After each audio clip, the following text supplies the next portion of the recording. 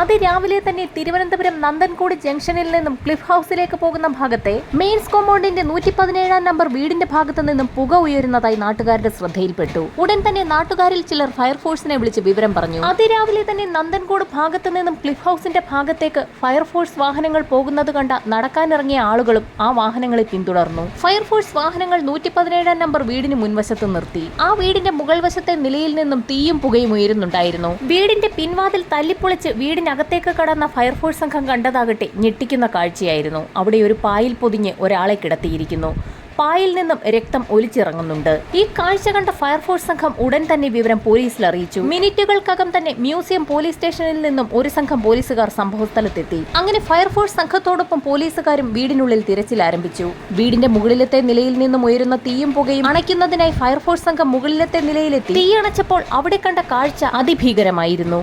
മുകളിലത്തെ നിലയിലെ ബാത്റൂമിനുള്ളിൽ കത്തിക്കരിഞ്ഞ നിലയിൽ 4 മൃതദേഹങ്ങൾ. അതിൽ 3 മൃതദേഹവും പൂർണ്ണമായും കത്തിക്കരിഞ്ഞ നിലയിലായിരുന്നു. എന്നാൽ ഒരു മൃതദേഹം മാത്രം അത്ര കണ്ട് കത്തിയിരുന്നില്ല. കാഴ്ച കണ്ട് നടുങ്ങിയ പോലീസുകാർ ഉടൻ തന്നെ വിവരം ഫോറൻസിക് സംഘത്തെയും ഉന്നത ഉദ്യോഗസ്ഥരെയും അറിയിച്ചു. ഫോറൻസിക് വിഭാഗവും ACP അടങ്ങുന്ന ഉന്നത ഉദ്യോഗസ്ഥരുടെ സംഘവും സംഭവസ്ഥലത്തേക്ക് പാഞ്ഞെത്തി. അപ്പോഴേക്കും നന്ദൻകോട് ജംഗ്ഷനും പ്രദേശത്തെ റോഡുകളും ആളുകളെ കൊണ്ട് നിറഞ്ഞിരുന്നു. ആ വീട്ടിലെ താമസക്കാരെ പ്രദേശവാസികൾക്ക് നന്നായിട്ടറിയാം. അവിടെ താമസിക്കുന്നത് രാജാതങ്കത്തിന്റെ ഫാമിലിയാണ്. അദ്ദേഹത്തിന്റെ ഭാര്യ doctor Jean Padma Thiruvananthapuram general ആശുപത്രിയിലെ അറിയപ്പെടുന്ന ഒരു ഡോക്ടറായിരുന്നു. തുടക്കത്തിൽ വീടിനെങ്ങനെയോ തീപിടിച്ചതാകാമെന്നായിരുന്നു നാട്ടുകാർ ധരിച്ചത്. എന്നാൽ ഫോറൻസിക് സംഘത്തിന്റെ പരിശോധനയ്ക്ക് ശേഷം ബാത്റൂമിൽ കണ്ട 4 മൃതദേഹങ്ങളിൽ 3 മനുഷ്യരുടേതും 1 തീർത്തും ഒരു ഡമ്മിയുമാണെന്ന് വ്യക്തമായി. പോലീസിനെ കബളിപ്പിക്കാനായി ആരോ ഒരു ഡമ്മി വാങ്ങിച്ച് പെട്രോൾ ഒഴിച്ച് കത്തിച്ചിരിക്കുകയാണ്. ഫയർഫോഴ്സ് സംഘം വീടിനുള്ളിലേക്ക് പ്രവേശിച്ച സമയത്ത് അടുക്കളയിൽ പായിൽ പൊതിഞ്ഞ നിലയിൽ കണ്ടെത്തിയ മൃതദേഹം കത്തിക്കുന്നതിന് കൃത്യം നടത്തിയ ആൾക്ക് സാധിച്ചിരുന്നില്ല. അടുക്കളയിൽ കണ്ടെത്തിയ പായിൽ പൊതിഞ്ഞ മൃതശരീരം ഒരു സ്ത്രീയുടേതാണെന്നും അത് ചീഞ്ഞു തുടങ്ങിയിട്ടുണ്ട് എന്നുള്ള കാര്യവും ഫോറൻസിക് സംഘത്തിന്റെ പരിശോധനയിൽ വ്യക്തമായി. ഇൻക്വസ്റ്റ് നടപടികൾ പുരോഗമിക്കുന്നതിനിടയിൽ പോലീസിന് ഒരു കാര്യം വ്യക്തമായി. ആകെ 4 കൊലപാതകങ്ങൾ നടന്നിട്ടുണ്ട്. 3 മൃതദേഹങ്ങൾ കത്തിച്ചിട്ടുമുണ്ട്. തീ പടർന്നു പിടിച്ച സാഹചര്യത്തിൽ കൊല നടത്തിയ വ്യക്തി അവിടെ നിന്നും ഓടി രക്ഷപ്പെട്ടു കഴിഞ്ഞു. പോലീസിനെ തെറ്റിദ്ധരിപ്പിക്കുന്നതിനായി ഒരു ഡമ്മിയും കൂടി കൂട്ടത്തിൽ കത്തിച്ചു കളഞ്ഞിട്ടുണ്ട്. അങ്ങനെ പോലീസ് സംഘം നാട്ടുകാരിൽ നിന്നും വിവരങ്ങൾ ശേഖരിച്ചു തുടങ്ങി. ഈ സമയത്താണ് ചില കാര്യങ്ങൾ നാട്ടുകാർ വ്യക്തമാക്കുന്നത്. ഫയർഫോഴ്സ് വാഹനം ആ കോമ്പൗണ്ടിനുള്ളിലേക്ക് കടക്കുന്ന സമയത്ത് തൊട്ടടുത്ത വീട്ടിലെ ഒരാൾ ഒരു കാഴ്ച കണ്ടിരുന്നു. ആരോ ഒരാൾ ആ വീടിന്റെ മതിൽ ചാടി പുറത്തേക്ക് ഓടിപ്പോകുന്നത്. എന്നാൽ മറ്റൊരാൾ പറഞ്ഞതാകട്ടെ തീർത്തും ഞെട്ടിക്കുന്ന ഒരു കാര്യമായിരുന്നു. പോലീസ് വാഹനങ്ങളും ഫയർഫോഴ്സ് വാഹനങ്ങളും വീടിനുള്ളിലേക്ക് പാഞ്ഞുപോയ സമയത്ത് പത്മയുടെ മകൻ കേടൽ ആ പരിസരത്ത് നിന്നും ഓടിമാറി മറ്റൊരു വീടിന്റെ മറവ് പറ്റി ആ പ്രദേശത്തേക്ക് എത്തി നോക്കുന്നതായി കണ്ടു എന്നാണ്. നാട്ടുകാർ ഇത്തരത്തിൽ മൊഴി നൽകിയെങ്കിലും മൃതദേഹങ്ങളുടെ കൂട്ടത്തിൽ കേടലുണ്ടോ എന്നുള്ള കാര്യം ആ സമയത്ത് പോലീസിന് വ്യക്തമായിരുന്നില്ല. കാരണം അകത്ത് ഇൻക്വസ്റ്റ് നടപടികൾ പൂർത്തിയാക്കിക്കൊണ്ടിരിക്കുന്ന മൃതദേഹങ്ങളൊക്കെ തന്നെ പൂർണ്ണമായും കത്തിക്കരിഞ്ഞ നിലയിലായിരുന്നു. അതിലൊരു മൃതദേഹമാകട്ടെ വെട്ടിനുറുക്കിയ നിലയിലുമായിരുന്നു. ഈ കൃത്യത്തിന് പിന്നിലുള്ളത് ഒരാളാണോ ഒന്നിലധികം ആളുകൾ ഉണ്ടോ എന്നുള്ള കാര്യമാണ് പോലീസ് അന്വേഷിക്കുന്നത്. ഇൻക്വസ്റ്റ് നടപടികൾ പൂർത്തിയാക്കിയ ശേഷം മൃതദേഹങ്ങൾ പോസ്റ്റ്മോർട്ടത്തിനായി അയച്ചു. പോസ്റ്റ്മോർട്ടം നടപടികൾ നടക്കുമ്പോൾ പോലീസിന് ഒരു വിവരം ലഭിച്ചു. അടുക്കളയിൽ പുഴുവരിച്ച നിലയിൽ കണ്ടെത്തിയത് പ്രായമായ ഒരു സ്ത്രീയുടെ മൃതദേഹമാണ്. അവർ മരിച്ചിട്ട് ഏകദേശം 72 മണിക്കൂറുകൾ പിന്നിട്ടിരിക്കുന്നു. കൃത്യം നടക്കുന്നതിന് തൊട്ടു മുൻപുള്ള ദിവസങ്ങളിൽ ആ വീടുകളിൽ വന്നു പോയിട്ടുള്ളവരുടെ വിവരങ്ങൾ ശേഖരിക്കാൻ അങ്ങനെ പോലീസ് തീരുമാനിച്ചു. നന്ദൻകോട് നിന്നും ക്ലിഫ് ഹൗസിലേക്ക് പോകുന്ന വഴികളിൽ നിരവധി CCTVകൾ സ്ഥാപിച്ചിട്ടുണ്ടായിരുന്നു. അതുകൊണ്ട് തന്നെ CCTV ദൃശ്യങ്ങൾ പരിശോധിക്കാൻ പോലീസുകാർ തീരുമാനിച്ചു. ദൃശ്യങ്ങൾ പരിശോധിച്ചതിൽ നിന്നും കൃത്യം നടക്കുന്നതിനു മുൻപുള്ള ദിവസങ്ങളിൽ ഭക്ഷണം ഡെലിവറി ചെയ്യുന്നതിനായി സ്ഥിരമായി ഒരാൾ ആ വീട്ടിലേക്ക് പോകുന്നതായി ശ്രദ്ധയിൽപ്പെട്ടു. ഉടൻ തന്നെ ഭക്ഷണം ഡെലിവറി ചെയ്ത സ്ഥാപനവുമായി ബന്ധപ്പെട്ട് ഡെലിവറി ബോയിയെ ചോദ്യം ചെയ്തു. അയാൾ നൽകിയതാകട്ടെ നിർണായക വിവരങ്ങളായിരുന്നു. അയാൾ ഭക്ഷണം ഡെലിവറി ചെയ്യാൻ കൃത്യം നടക്കുന്നതിന്റെ തലേ ദിവസം ചെന്നപ്പോൾ അത് ഏറ്റുവാങ്ങിയത് തലമുടി നീട്ടി വളർത്തിയ ഒരു ചെറുപ്പക്കാരനായിരുന്നു. 5 പേർക്കുള്ള ഭക്ഷണമായിരുന്നു അയാൾ ഓർഡർ ചെയ്തത്. ഇത് കേട്ടതോടെ പോലീസിന് വലിയ അമ്പരപ്പാണുണ്ടായത്. വീടിന്റെ അടുക്കളയിൽ പുഴുവരിച്ച നിലയിൽ കണ്ടെത്തിയ സ്ത്രീയുടെ മൃതദേഹം പോസ്റ്റ്മോർട്ടം ചെയ്തിരുന്ന ഡോക്ടർ ശശികല പോലീസിന് മൊഴി നൽകിയത് അവർ മരിച്ചിട്ട് ഏകദേശം 3 ദിവസത്തോളം പിന്നിട്ടിരുന്നു എന്നാണ്. അങ്ങനെയെങ്കിൽ 4 പേർക്ക് കഴിക്കുന്നതിനായി എന്തിനാവും ചെറുപ്പക്കാരൻ 5 പാഴ്സലുകൾ ഓർഡർ ചെയ്തത്? ഈ ചോദ്യം പോലീസിന്റെ മനസ്സിലേക്ക് വന്നു. തുടർന്നും CCTV ദൃശ്യങ്ങൾ പരിശോധിച്ചപ്പോൾ ഏതാനും ദിവസങ്ങൾക്ക് മുൻപ് ഫ്ലിപ്കാർട്ടിൽ നിന്നും എന്തോ ഒരു സാധനം ആ വീട്ടിൽ ഡെലിവറി ചെയ്യുന്നതായി ശ്രദ്ധയിൽപ്പെട്ടു. ഫ്ലിപ്കാർട്ടുമായി ബന്ധപ്പെട്ടപ്പോൾ അന്ന് ആ വീട്ടിൽ ഡെലിവറി ചെയ്തത് ചെറിയൊരു മഴുവായിരുന്നു എന്നുള്ള ഉത്തരവും ലഭിച്ചു. ആ മഴു ഓർഡർ ചെയ്തതും കൈപ്പറ്റിയതും കേടലായിരുന്നു.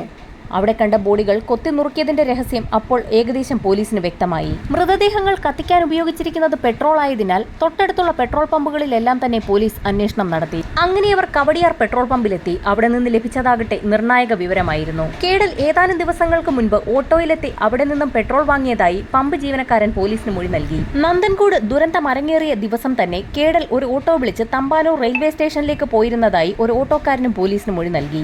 അങ്ങനെ നാടുവിട്ട കേഡലിനെ കണ്ടെത്തുന്നതിനായി പോലീസ് സംഘം പത്രത്തിലും ടിവിയിലുമൊക്കെ കേഡലിന്റെ ഫോട്ടോ നൽകി ഇയാളെ കണ്ടെത്തുന്നവർ പോലീസിൽ വിവരമറിയിക്കണമെന്നുള്ള വാർത്ത നൽകി. അങ്ങനെയിരിക്കുമ്പോഴാണ് കേഡലിന്റെ വീട്ടിലെ ജോലിക്കാരി രത്നാഭായി പോലീസ് സ്റ്റേഷനിലേക്ക് എത്തിയത്. അവർ നൽകിയത് വളരെ നിർണായകമായ ഒരു മൊഴിയായിരുന്നു. സംഭവം നടന്ന ദിവസവും അതിരാവിലെ തന്നെ അവർ ജോലിക്കായി ആ വീട്ടിലേക്ക് എത്തിയിരുന്നു. എന്നാൽ അന്ന് ഗേറ്റിന്റെ സമീപത്തേക്ക് എത്തിയത് കേഡലായിരുന്നു. വീട്ടിൽ ആരുമില്ല എന്നും ഇന്ന് നിങ്ങൾ ഇവിടെ ജോലിക്ക് നിൽക്കണ്ട എന്നും അവരൊക്കെ എത്തുമ്പോൾ അറിയിക്കാമെന്നും പറഞ്ഞു കേഡൽ അവരെ പറഞ്ഞുവിടാൻ ശ്രമിച്ചിരുന്നു. എന്നാൽ കേഡലിന്റെ അനിയത്തി തനിച്ചുള്ളപ്പോഴും രത്നാഭായി എത്തി ഭക്ഷണം പാകം ചെയ്ത് കൊടുക്കാറുണ്ടെന്നും കേഡലിനും അതുകൊണ്ട് തന്നെ ഭക്ഷണം പാകം ചെയ്ത് നൽകാമെന്നും അവർ ആവർത്തിച്ചു പറഞ്ഞു. എന്നാൽ ഇത് പ്രേതശല്യമുള്ള വീടാണെന്നും അതുകൊണ്ട് രത്നാഭായി ഇവിടെ നിൽക്കേണ്ട ആവശ്യമില്ല എന്നും പറഞ്ഞ് കേഡൽ അവരോട് ദേഷ്യപ്പെട്ടു. തുടർന്ന് അവരവിടുന്ന് പോവുകയും ചെയ്തു. ഈ വിവരങ്ങളൊക്കെ തന്നെ അവർ പോലീസിന് മുൻപിൽ മൊഴി നൽകി. കേഡലിന്റെ വീട്ടിൽ അയാളുടെ അച്ഛൻ, അമ്മ, അനുജത്തി, ഇതോടൊപ്പം തന്നെ കേഡലിന്റെ അമ്മയുടെ ബന്ധത്തിൽപ്പെട്ട 70 വയസ്സോളം പ്രായം വരുന്ന ഒരു സ്ത്രീ എന്നിവരായിരുന്നു ഉണ്ടായിരുന്നത്. ഇവർ ഇത്രയും പേരുമാണ് മരണപ്പെട്ടിരിക്കുന്നത്. ഇതുപോലൊരു കൃത്യം നടത്താൻ കേഡലിനെ കൊണ്ടാവുമോ? എന്തുകൊണ്ടാകാം അങ്ങനെയെങ്കിൽ അവൻ ഈ കൃത്യത്തിന് മുതിർന്നത്? ഇങ്ങനെ നിരവധി ചോദ്യങ്ങളാണ് പോലീസിന് മുൻപിൽ ഉയർന്നത്. ഈ സമയത്താണ് തിരുവനന്തപുരം റെയിൽവേ സ്റ്റേഷനിൽ നിന്നും പോലീസ് സ്റ്റേഷനിലേക്ക് ഒരു കോൾ എത്തിയത്. തിരുവനന്തപുരം പോലീസ് അന്വേഷിക്കുന്ന കേഡലത റെയിൽവേ പോലീസിന്റെ വലയിൽ വീണിരിക്കുന്നു. അങ്ങനെ മ്യൂസിയം പോലീസ് സ്റ്റേഷനിലേക്ക് എത്തിച്ച കേഡലിനെ ACP ബൈജോൺ സംഘവും ചോദ്യം ചെയ്തു. പോലീസിന്റെ ആദ്യത്തെ ചോദ്യം തന്നെ എന്തിനാണ് നീ സ്വന്തം അച്ഛനെയും അമ്മയും സഹോദരിയെയും വല്യമ്മയും ഒക്കെ കൊലപ്പെടുത്തിയതെന്നായിരുന്നു. എന്നാൽ ഇതിന് മറുപടിയായി കേഡൽ പറഞ്ഞ കാര്യങ്ങൾ കേട്ട് പോലീസ് പോലും അക്ഷരാർത്ഥത്തിൽ ഞെട്ടിപ്പോയി. സർ, ഞാൻ ആസ്ട്രൽ പ്രൊജക്ഷൻ പ്രാക്ടീസ് ചെയ്യുന്ന ഒരാളാണ്. ഇത് കേട്ട പോലീസുകാർക്ക് ആകെ സംശയമായി. എന്താണ് ഈ ആസ്ട്രൽ പ്രൊജക്ഷൻ? അവർ അവനോട് തന്നെ ചോദിച്ചു. വളരെ കൂളായി തന്നെ കേഡൽ മറുപടിയും കൊടുത്തു. ആസ്ട്രൽ പ്രൊജക്ഷൻ നടക്കുന്ന സമയത്ത് മൃതശരീരത്തിൽ നിന്നും ആത്മാവിറങ്ങി പുറത്തേക്ക് പോകുന്നത് അത് നടത്തുന്ന ആൾക്ക് കാണാൻ കഴിയും. അതുകൊണ്ട് തന്നെ അച്ഛന്റെയും അമ്മയുടെയും സഹോദരിയുടെയും ഒക്കെ മൃതദേഹത്തിൽ നിന്നും ആത്മാവ് പുറത്തു വരുമ്പോൾ ആ ആത്മാവിനോട് സംസാരിക്കാൻ വേണ്ടിയാണ് താൻ ഇത്തരത്തിലൊരു കൊലപാതകം നടത്തിയതെന്ന് കേദൽ പോലീസിന് മൊഴി നൽകി. കേദൽ പറയുന്നതൊക്കെ കേട്ട് അമ്പരന്ന് നിന്ന പോലീസ് സംഘത്തിന് അതൊന്നും വിശ്വസിക്കാൻ പോലും കഴിയുമായിരുന്നില്ല. അങ്ങനെ പോലീസ് സംഘം കേദലിനെയും കൊണ്ട് നന്ദൻകോട്ടെ വീട്ടിലേക്ക് തെളിവെടുപ്പിനായി എത്തി. കേഡൽ ഓരോ കൊലപാതകവും പോലീസിന് വിവരിച്ചു കൊടുത്തു. അവന് താല്പര്യമില്ലാത്ത വിഷയങ്ങളിലേക്ക് വീട്ടുകാരവരെ എത്തിച്ചതാണ് വീട്ടുകാരോടുള്ള വിരോധത്തിന് കാരണമായതെന്ന് കേഡൽ വ്യക്തമാക്കി. അവന് താല്പര്യമില്ലാതെ ഇരുന്നിട്ടും അവന്റെ പിതാവ് ഫിലിപ്പൈൻസിൽ MBBSന് അവൻ അഡ്മിഷൻ നേടിക്കൊടുത്തു. ഏകദേശം 1 വർഷത്തോളം അവിടെ പഠിച്ച ശേഷം അവൻ അതെല്ലാം ഉപേക്ഷിച്ച് തിരികെ വീട്ടിലെത്തിയ കേഡലിനെ അവിടെ നിൽക്കാൻ അനുവദിക്കാതെ എഞ്ചിനീയറിംഗിന് വീണ്ടും അഡ്മിഷൻ എടുത്തുകൊടുത്ത് ഹോസ്റ്റലിലേക്ക് മാറ്റി. MBBS പഠനം പോലെ തന്നെ എഞ്ചിനീയറിംഗും പാതി വഴിയിൽ ഉപേക്ഷിച്ച് അവൻ വീണ്ടും തിരികെ വീട്ടിലെത്തിയാൽ ഉടൻ തന്നെ മുകളിലത്തെ തന്റെ മുറിയിലെ കമ്പ്യൂട്ടറിൽ അക്രമവാസനയുള്ള ഗെയിമുകൾ ഡെവലപ്പ് ചെയ്യുന്നതിനുള്ള പണിപ്പുരയിൽ മുഴുകും. നിരവധി പേരെ കൊലപ്പെടുത്തി ഒടുവിൽ വിജയം കൈവരിക്കുന്ന ആളിനെ കുറിച്ചുള്ള ഗെയിമുകളായിരുന്നു അവൻ കൂടുതലായി കാണുകയും അറിയുകയും പഠിക്കുകയും ചെയ്തത്. ഇത്തരത്തിലുള്ള നിരവധി വീഡിയോകളാണ് അവൻ യൂട്യൂബിലും മറ്റും സെർച്ച് ചെയ്യുകയും കാണുകയും ചെയ്തത്. കൊലപാതകം നടത്തുന്നതിനായി ഏറ്റവും പറ്റിയ ഒരു ഉപകരണമാണ് മഴുവെന്നും ഇതിൽ നിന്നും അവൻ പഠിച്ചു. എങ്ങനെയാണ് ഓരോരുത്തരെയും കൊലപ്പെടുത്തിയതെന്ന് അവൻ പോലീസിന് വിശദീകരിച്ചു കൊടുത്തു. അങ്ങനെ ഒരു ദിവസം വൈകുന്നേരം എല്ലാവരും കൂടി ഭക്ഷണം കഴിക്കുന്നതിനിടയിൽ താൻ ഉണ്ടാക്കിയ ഗെയിം കാണിച്ചു തരാമെന്നും പറഞ്ഞു. അങ്ങനെ ഒരു ദിവസം വൈകുന്നേരം എല്ലാവരും ഭക്ഷണം കഴിക്കുന്നതിനിടയിൽ താൻ ഉണ്ടാക്കിയ ഗെയിം കാണിച്ചു തരാമെന്ന് പറഞ്ഞുകൊണ്ട് കേഡൽ തന്റെ അമ്മയായ പത്മയെ മുകളിലത്തെ മുറിയിലേക്ക് വിളിച്ചു. ഗെയിം കണ്ടുകൊണ്ടിരിക്കുന്നതിനിടയിൽ കേഡൽ പത്മയുടെ കഴുത്തിൽ ഒരു ഷാൾ ഇട്ട് വരിഞ്ഞു മുറുക്കി. എന്താണ് സംഭവിക്കുന്നതെന്ന് മനസ്സിലാകുന്നതിന് മുൻപ് തന്നെ പത്മ കൊല്ലപ്പെട്ടു. പത്മയുടെ ശബ്ദം പോലും പുറത്തു വന്നില്ല. അങ്ങനെ കൊല്ലപ്പെട്ട പത്മയെ കേഡൽ അവിടെ നിന്നും എടുത്ത് ബാത്റൂമിൽ കൊണ്ടുപോയി കിടത്തി. അതിനുശേഷം ഒന്നും സംഭവിക്കാത്തതുപോലെ താഴെ ഡൈനിങ് ഹാളിലെത്തി മറ്റുള്ളവർക്കൊപ്പം കേഡൽ ആഹാരം കഴിച്ചു. അതിനിടയിൽ കേഡലിന്റെ സഹോദരി കരോളിൻ അമ്മ എവിടെയെന്ന് കേഡലിനോട് അന്വേഷിച്ചു. അമ്മ മുകളിലിരുന്ന് താനുണ്ടാക്കിയ ഗെയിം കാണുകയാണെന്ന് അവൻ വ്യക്തമാക്കി. അങ്ങനെ സഹോദരിക്കും ആ ഗെയിം കാണാൻ ഒരാഗ്രഹം തോന്നി. ഭക്ഷണം കഴിച്ച ശേഷം കേഡലിനൊപ്പം സഹോദരിയും മുകളിലത്തെ മുറിയിലെത്തി. മുകളിലെത്തിയ സഹോദരി അമ്മ എവിടെയെന്ന് അന്വേഷിച്ചപ്പോൾ അമ്മ ബാത്റൂമിലാണെന്നും നീ തൽക്കാലം ഗെയിം കാണാനും അവൻ ആവശ്യപ്പെട്ടു. അങ്ങനെ ഗെയിമിൽ മുഴുകിയിരിക്കുന്ന കരോളിന്റെ കഴുത്തിലേക്ക് കേഡൽ ഒരു ഷോൾ ഇട്ട് മുറുക്കി അവളെയും കൊലപ്പെടുത്തി. ശേഷം അവളുടെ മൃതദേഹം ബാത്റൂമിൽ കൊണ്ടുപോയി കിടത്തി. മുകളിലത്തെ മുറിയിൽ നടക്കുന്ന സംഭവങ്ങൾ ഒന്നും അറിയാതെ ഭക്ഷണശേഷം രാജാതങ്കം സ്വീകരണ മുറിയിൽ അങ്ങനെ ഇരിക്കുകയാണ്. ഈ സമയത്ത് ഭാര്യയെയും മകളെയും ഏറെ നേരമായി കാണാനില്ലല്ലോ എന്നുള്ള കാര്യം അയാൾ ഓർത്തു. അങ്ങനെ അവരെ അന്വേഷിച്ച് മുകളിലത്തെ മുറിയിലേക്ക് രാജാതങ്കം കടന്നു ചെന്നു.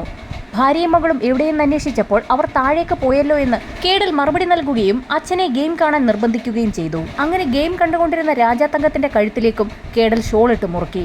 എന്നാൽ അയാൾ തിരികെ പ്രതികരിച്ചു. ഷാൾ വലിച്ച് മാറ്റാൻ ശ്രമിച്ചപ്പോൾ കയ്യിലുണ്ടായിരുന്ന മഴ ഉപയോഗിച്ച കേഡൽ രാജാത്തങ്കത്തിന്റെ കഴുത്തിലേക്ക് ആഞ്ഞു വിട്ടുകയും അയാളെ ആ കസേരയിൽ ഇരുത്തി തന്നെ വെട്ടിനുറുക്കി കൊലപ്പെടുത്തുകയും ചെയ്തു. അതിനുശേഷം പതിവ് പോലെ തന്നെ ആ മൃതദേഹവും ബാത്റൂമിലേക്ക് കൊണ്ടുപോയി കിടത്തി. ഈ സമയത്താണ് മുറിക്ക് വെളിയിൽ ഒരു കാൽപെരുമാറ്റം കേട്ടത്. ആ വീട്ടിൽ അവരെ കൂടാതെ കേഡലിന്റെ അമ്മയുടെ ബന്ധുവായ 70-കാരിയായ ലളിത കൂടി ഉണ്ടായിരുന്നു. മുറിയിൽ നിന്ന് പുറത്തിറങ്ങിയ കേഡൽ കണ്ടത് അടുക്കളയുടെ വാതിൽ ഭാഗത്തേക്ക് അതിവേഗത്തിൽ ഓടിപ്പോകുന്ന ലളിതയാണ്. അവർ സംഭവങ്ങളെല്ലാം കണ്ടിട്ടുണ്ടെന്ന് കേഡലിന് മനസ്സിലായി. അവരെ അടുക്കളയിൽ തന്നെ വെച്ച് വെട്ടി വീഴ്ത്തുകയും പായൽ പൊതിഞ്ഞു കിടത്തുകയും ചെയ്തു. ശേഷം മുറിയിലെത്തി കുറെ നേരം കമ്പ്യൂട്ടറിൽ ഗെയിം കണ്ടുകൊണ്ടിരുന്നു. ഈ സമയത്താണ് വിശപ്പ് തോന്നിയ കേഡൽ ഓൺലൈനായി ഭക്ഷണം വരുത്താൻ തീരുമാനിച്ചത്. ആർക്കും സംശയം തോന്നാതിരിക്കാൻ 5 പേർക്കുള്ള ഭക്ഷണമാണ് ഓർഡർ ചെയ്തത്. ഭക്ഷണം വരുത്തി കഴിച്ച ശേഷം മൃതദേഹങ്ങൾ എന്ത് ചെയ്യണമെന്ന് കേഡൽ ആലോചിച്ചു തുടങ്ങി. തൊട്ടടുത്ത ദിവസം തന്നെ മുറി പൂട്ടി പുറത്തിറങ്ങിയ കേഡൽ ഒരു ഓട്ടോ പിടിച്ച് കവടിയാറിലെ പെട്രോൾ പമ്പിലെത്തി പെട്രോൾ വാങ്ങുകയായിരുന്നു. എന്നാൽ ഒരു കന്നാസ് നിറയെ പെട്രോൾ വാങ്ങുന്ന കേഡലിനെ കണ്ട് ഓട്ടോ ഡ്രൈവർ ചോദിച്ചു എന്തുകൊണ്ടാണ് ഇത്രയും അധികം പെട്രോൾ വാങ്ങുന്നതെന്ന്. കാർ ഉപയോഗിച്ചിട്ട് കുറെ ദിവസമായെന്നും അതിനുവേണ്ടിയാണ് ഇത്രയധികം പെട്രോൾ വാങ്ങുന്നതെന്നും ഓട്ടോ ഡ്രൈവറോട് പറഞ്ഞു. ശേഷം ഓട്ടോയിൽ തന്നെ തിരികെ നന്ദൻകോടുള്ള തന്റെ വീട്ടിലേക്കെത്തി. മൃതദേഹങ്ങൾ കത്തിച്ചു കളയാനായിരുന്നു അവന്റെ തീരുമാനം. എന്നാൽ വിവരമറിഞ്ഞ് അന്വേഷിച്ചെത്തുന്ന പോലീസ് സംഘം തന്നെ പിടികൂടുമെന്ന് അവൻ ഉറപ്പായിരുന്നു.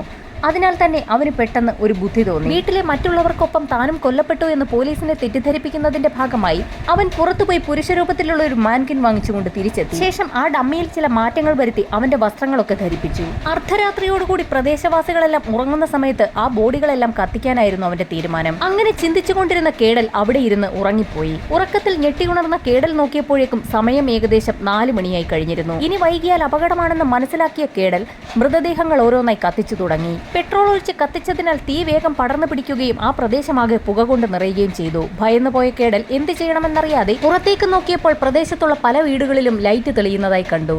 പുക ഉയരുന്നത് കണ്ട് പലരും അവിടേക്ക് ഓടിയെത്താൻ സാധ്യതയുണ്ടെന്ന് മനസ്സിലാക്കിയ കേഡൽ അവിടെ നിന്നും രക്ഷപ്പെടാൻ തീരുമാനിച്ചു. അടുക്കളവാതിൽ അകത്തുനിന്നും കുറ്റിയിട്ട കേഡൽ മുൻവശത്തുള്ള പ്രധാന വാതിലിലൂടെ പുറത്തിറങ്ങുകയും അത് പൂട്ടി അതിന്റെ താക്കോൽ അകത്തേക്ക് തന്നെ വലിച്ചെറിയുകയും ചെയ്തു. വീട്ടിലുള്ള സ്ത്രീയെ കൊലപ്പെടുത്തിയ ശേഷം ആ വീട്ടുകാർ ആത്മഹത്യ ചെയ്തു എന്ന് വരുത്തി തീർക്കാനുള്ള ശ്രമമായിരുന്നു അത്. കൃത്യം നടത്തി പുറത്തിറങ്ങിയ കേഡൽ ഇനി അവിടെ എന്താണ് സംഭവിക്കാൻ പോകുന്നതെന്ന് മനസ്സിലാക്കുന്നതിനായി ആ കോമ്പൗണ്ടിനുള്ളിൽ തന്നെ ഒളിച്ചിരുന്നു. അങ്ങനെ ഫയർഫോഴ്സ് സംഘത്തിന്റെ വാഹനം എത്തുന്നത് കണ്ട കേഡൽ അവിടെ നിന്ന് മതിൽ ചാടി പുറത്തേക്കോടി.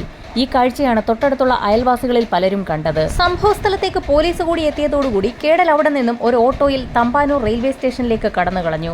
അവിടെ നിന്നും ചെന്നൈയിലേക്ക് കടക്കാനായിരുന്നു അവന്റെ തീരുമാനം.